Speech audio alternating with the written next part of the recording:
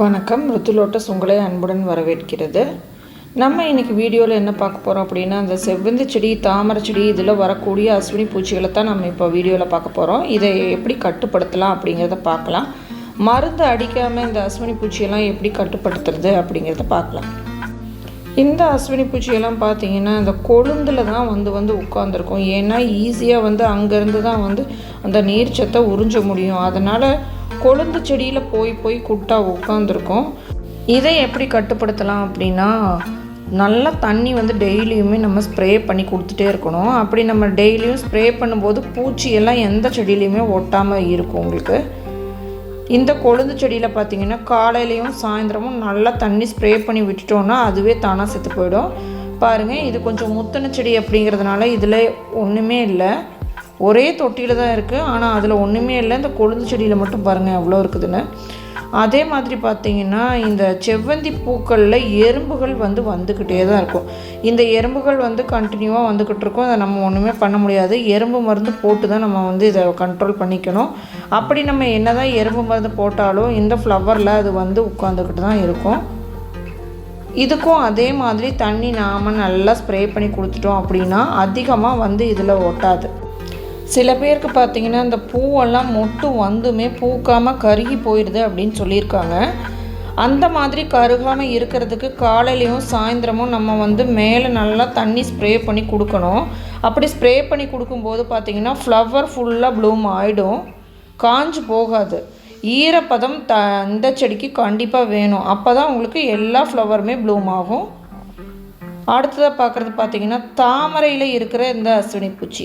அந்த செவ்வந்தி செடியில் இருக்கிற அஸ்வினி பூச்சிக்கும் இதுக்கும் கண்டிப்பாக டிஃப்ரென்ஸ் இருக்கும். அது வேறு மாதிரி இருக்கும், இது வேறு மாதிரி இருக்கும்.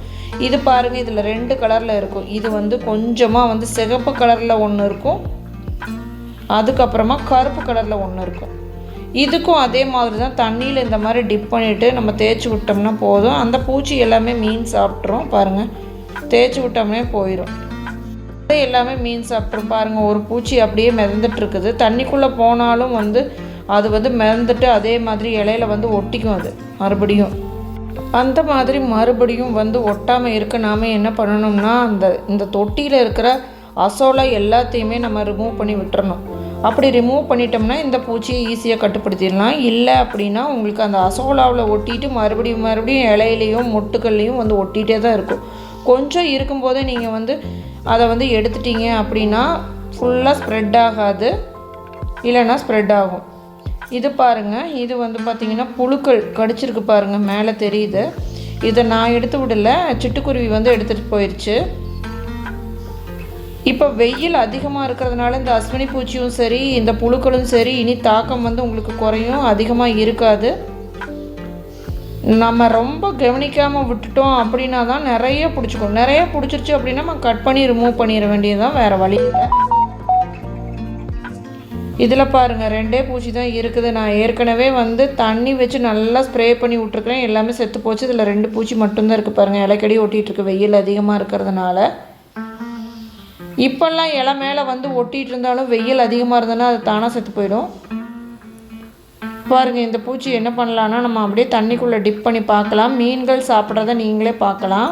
நான் டிப் பண்ணி காமிக்கிறேன் பாருங்கள். இந்த ஃப்ரிட்ஜ் பாக்ஸில் இருக்கிறது பார்த்திங்கன்னா கப்பீஸ் தான் இருக்குது. குளத்து மீன் இல்லை ஆற்று மீனாக இருந்துச்சுன்னு வச்சுக்கோங்க, அது சாப்பிட்ரும் சீக்கிரமாக.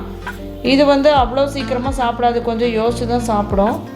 நான் இந்த மீன்களுக்கு ஏற்கனவே பழக்கி வச்சுருக்கேன், தேய்ச்சி விட்டு அப்படியே ஃபுட்டாக கொடுத்து பழக்கி வச்சுருக்கேன். அதனால் ஈஸியாக சாப்பிட்ரும். அது இதில் 2 பூச்சி தான் இருக்குது, அதனால் தேடிட்டு இருக்குது. கொஞ்சம் நம்ம தேய்ச்சி விடுவோம் பாருங்கள். தேய்ச்சி விட்டோன்னே இது எப்படி கடிக்குதுன்னு பாருங்கள். இப்போ என் கையை கடிச்சிட்ருக்குதுங்க. இதை நம்ம தேய்ச்சி விட்டுட்டோம்னா அது கடிச்சு சாப்பிட்றோம். அது மறுபடியும் போய் ஒட்டிக்காமல் இருக்கிறது தான் அந்த அசோலாவை நம்ம எடுத்துடணும். பாருங்கள், கடிக்குது பாருங்கள். இந்த அசோலாவில் இருந்ததையும் ஒரு கடி கடிச்சிட்டு போயிடுச்சு. இந்த மாதிரி கடிச்சு விட்டுதுனாவே அந்த பூச்சி பார்த்திங்கன்னா செத்து போயிடும். அது ரொம்ப சின்னதாக தான் இருக்கும், நம்ம இப்படி தொட்டாவே அது நசுங்கிடும். அது இதே மாதிரி நத்தைகளோட முட்டையும் சாப்பிட்றதுனால உங்களுக்கு என்கிட்ட நத்தைகள் இப்போ அதிகமாக இல்லை. நத்தைகள் நம்ம கிளைமேட்டுக்கு சர்வைவ் ஆகாதுங்க, 1-2 தான் இருக்கும்.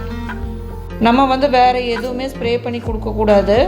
நம்ம பாய்சனாக ஏதாவது ஸ்ப்ரே பண்ணிட்டோம் அப்படின்னா மீன் எல்லாமே செத்து போயிடும். இந்த தண்ணியை குடிக்கிற பறவைகள் எல்லாமே செத்து போயிடும். முதல்ல ஞாபகம் வச்சுக்கோங்க, எதுவுமே ஸ்ப்ரே பண்ணாதீங்க. வேப்பெண்ணெய் கூட இதுக்கு அடிக்க வேண்டிய தேவையில்லை, வெறும் தண்ணி மட்டும் அடித்தா போதும். நம்ம நிறைய தொட்டி வச்சுருந்தோம்னா அதில் பார்த்திங்கன்னா நம்ம எதுவுமே பண்ணாமல் அப்படியே விட்டு வச்சுருந்தோம்னா அதில் எடுக்கிறது தான் உங்களுக்கு சிரமமாக இருக்கும். அதுக்கே தண்ணி ஸ்ப்ரே பண்ணாவே செத்து போயிடும். நம்ம வேறு எதுவும் மருந்தோ இல்லை எதுவும் வாங்கி ஸ்ப்ரே மட்டும் பண்ணிடாதீங்க.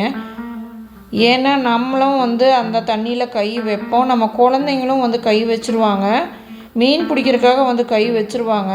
அப்புறம் நம்மளோட பெட்ஸும் அந்த தண்ணியை குடிக்கும், வேறு பறவைகளும் குடிக்கும். எனக்கு பார்த்திங்கன்னா ஒரு 100 பறவைகளுக்கு மேலே இந்த தண்ணியை தான் குடிக்குது. அதனால் நான் எதையுமே ஸ்ப்ரே பண்ணுறதில்ல.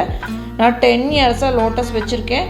இது வரைக்கும் அந்த அஸ்வினி பூச்சிக்கு புழுக்களுக்கோ எதுவுமே ஸ்ப்ரே பண்ணதில்லை. அதை எப்படி நம்ம கட் பண்ணி எடுக்கிறோம் எல்லாமே டீட்டெயிலாக வீடியோவில் கொடுத்துருப்பேன். புதுசாக வந்திருக்கிறவங்களுக்கு தெரியாது, நீங்கள் அதை செக் பண்ணி பார்த்துக்கோங்க.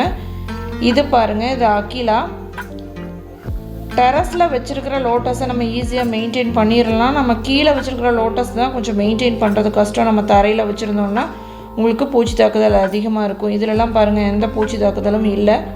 நான் டெய்லியும் ஒரு ஓவர்ஃப்ளோ கொடுத்துருவேன். அதனால் இலை எல்லாமே நல்லா நீட்டாக இருக்குது. எங்களுக்கு பார்த்திங்கன்னா திருப்பூரில் கொஞ்சம் டஸ்ட்டு படியும். நம்ம டெய்லியுமே நம்ம க்ளீன் பண்ணி விட்டாலும் லைட்டாக ஒரு டஸ்ட்டு மேலே படிஞ்சிருக்கும். இந்த தண்ணியிலேயே படிஞ்சிருக்கு பாருங்கள், இந்த மாதிரி லைட்டாக படிஞ்சிருக்கும். அதனால தான் நாங்கள் ஸ்ப்ரே பண்ணி கொடுத்துருவோம். தண்ணியை ஸ்ப்ரே பண்ணும்போது அந்த டஸ்ட்டெல்லாம் போயிடும், செடியும் நல்லா உங்களுக்கு க்ரோத் கிடைக்கும். இந்த மாதிரி நீங்கள் பண்ணும்போது நான் 2 நாளைக்கு ஒருக்கா ஃபுல்லாக ஸ்ப்ரே பண்ணி கொடுத்துருவேன்.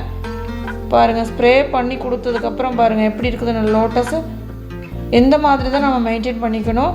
இது டெரஸில் மெயின்டைன் பண்ணுறது ஈஸி. நம்ம கீழே நிறைய லோட்டஸ் வச்சுருந்தோம்னா அது கொஞ்சம் கஷ்டமாக இருக்கும். நம்ம கவனிக்கணும். கவனிக்காமல் விட்டோம்னா இந்த செடி பூராமே அந்த பூச்சி பிடிக்க ஆரம்பிச்சிடும். அதுக்கு நம்ம விடக்கூடாது. நம்ம ஸ்ப்ரே பண்ணி அதை கொன்னுடணும். ஸ்ப்ரே பண்ணாவே இது செத்து போயிடும். லேசாக தண்ணி அடித்தா கூட அந்த பூச்சி செத்து போயிடும். புழுவும் எதுவும் பிடிக்காது பாருங்கள். இப்போ என்கிட்ட பார்த்திங்கன்னா நிறைய குருவிகள் புழுக்களெல்லாம் எடுத்துருது. அதனால் நான் எடுக்கிறதே இல்லை, எதுவுமே இல்லை. இதில் அஸ்வினி பூச்சியும் இல்லை, புழுவும் இல்லை, செடி நல்லா தளைஞ்சிட்ருக்குது பாருங்கள். நான் இயற்கையான முறையில் மட்டும்தான் எல்லா செடியுமே வளர்த்துட்டு வரேன். இது வரைக்கும் எந்த கெமிக்கலும் பயன்படுத்துனதில்லை. அதுக்கு காரணம் இதுதான். பூச்சிகள் பறவைகள் இறந்து போய்டும் நம்ம கெமிக்கல் பயன்படுத்தும் போது. பாருங்கள், இந்த மாதிரி தான் இருக்கும். நம்ம கவனிக்காமல் வச்சுருந்தோம் அப்படின்னா பாருங்கள், இந்த பாசியெல்லாம் பிடிச்சிருக்கு பாருங்கள். இந்த மாதிரி இருந்ததுன்னா இந்த பூச்சிகள் ஈஸியாக அதில் உட்காந்துக்கும், போகவே போகாது. எறும்பும் வர ஆரம்பிக்கும். உங்களுக்கு இதுக்குள்ளே மீன் இருந்தாலும் அந்த பூச்சிகள் தப்பிச்சிரும். நம்ம இதெல்லாம் ஸ்ப்ரே பண்ணி எடுத்து விட்டுட்டோம்னா, க்ளீன் பண்ணி விட்டுட்டோம்னா அந்த பூச்சி வரவே வராது. பாருங்கள் எவ்வளோ தேனீக்கள் இருக்குதுன்னு. இந்த தேனீக்களெல்லாம் நம்ம மருந்து அடித்தோம்னா செத்து போயிடும். அப்படி இது எல்லாமே செத்து போய் ஒரு பூ நமக்கு வருது அப்படின்னா அந்த பூ நமக்கு வேண்டவே வேண்டாம், அதுவும் எனக்கு வேண்டவே வேண்டாம். நான் அதனால தான் எந்த கெமிக்கலும் பயன்படுத்துறதில்லை. இயற்கையாக மட்டுமே தான் என்னோடய டெரஸில் பார்த்திங்கன்னா தாமரை செடி வளர்ந்து வருது. நான் 10 வருஷமாக இப்படி தான் நான் வளர்த்துட்ருக்கேன். இப்போ தான் நிறைய பேர் கெமிக்கல் வாங்கி அடிக்கிறீங்க. 10 வருஷத்துக்கு முன்னாடி நான் வளர்க்க ஆரம்பிக்கும் போதெல்லாம் இந்த மாதிரி கெமிக்கல் யாருமே அடித்தது கிடையாது, நானும் அடித்தது கிடையாது. நிறைய பேர் கெமிக்கல் வைக்கிறீங்க. கெமிக்கல் வைக்கிறதுனால உங்களுக்கு அவ்வளோ ஃப்ளவர்ஸ் எல்லாம் வரவே வராது. நார்மலாக எவ்வளோ ஃப்ளவர்ஸ் வருமோ அவ்வளோதான் வரும். இது பாருங்கள், நம்ம கீழே வச்சுருந்தோம் அப்படின்னா பாருங்கள், இதில் என்ன பிரச்சனை வருதுன்னா தவளைகள் உங்களுக்கு நிறைய வரும். இது வந்தே தான் தீரும், நம்ம ஒன்றுமே பண்ண முடியாது. இந்த தவளைகள்லாம் தானாகவே போயிடும். இது தாமரை செடி ஒன்றும் பண்ணாது. அதனால் நீங்கள் தவளைகள் வந்ததுன்னா விட்டுடுங்க, அதுவே இறங்கி ஓடி போயிடும். இது பாருங்கள், நான் தண்ணி விடாமல் இருந்தேன், உள்ளே இருந்துச்சு. இப்போ தண்ணி ஃபுல் பண்ணதுக்கப்புறமா பாருங்கள், இது எல்லாமே மேலே லைனாக உட்காந்துட்ருக்குது கீழே இறங்கி ஓடுறதுக்கு. இன்னுமே நிறைய இருந்தது, என் பையன் அதை கவர் பண்ணாமல் விட்டுட்டான். இது மட்டும் தான் எடுத்து, இதுதான் லைனாக இருந்ததுங்காட்டி அது மட்டும் எடுத்துட்டான். இப்போ அந்த டப்பெல்லாம் க்ளீன் பண்ணி நான் உங்களுக்கு தண்ணி எப்படி ஸ்ப்ரே பண்ணுறேங்கிறத காமிக்கிறேன். முதல்ல பார்த்திங்கன்னா இந்த பாசியெல்லாம் எடுத்து விட்டுறணும். இது உள்ளே இருந்துச்சுன்னா அது அசோலாக போகாது. பாருங்கள், இந்த மாதிரி தண்ணி வச்சு நல்லா அடித்து விட்டுறணும். தண்ணியை ஓவர்ஃப்ளோ பண்ணினீங்க அப்படின்னா உங்களுக்கு செடியோட வளர்ச்சி 2 மடங்கு இருக்கும். நீங்கள் 2 நாளைக்கு ஒருக்கா பண்ணிக்கலாம், இல்லை வாரத்தில் ஒரு தடவையாவது நீங்கள் இந்த மாதிரி ஸ்ப்ரே பண்ணிக்கலாம். நான் டெய்லியுமே ஸ்ப்ரே பண்ணிக்கிறேன் அப்படின்னா நீங்கள் டெய்லியுமே ஸ்ப்ரே பண்ணி விட்டுக்கோங்க. செடி நல்லா தழைஞ்சி வரும். நான் வந்து பண்ணி தான் ஆகணும், ஏன்னா எனக்கு வந்து டஸ்ட்டு வந்து கண்டிப்பாக படியும்.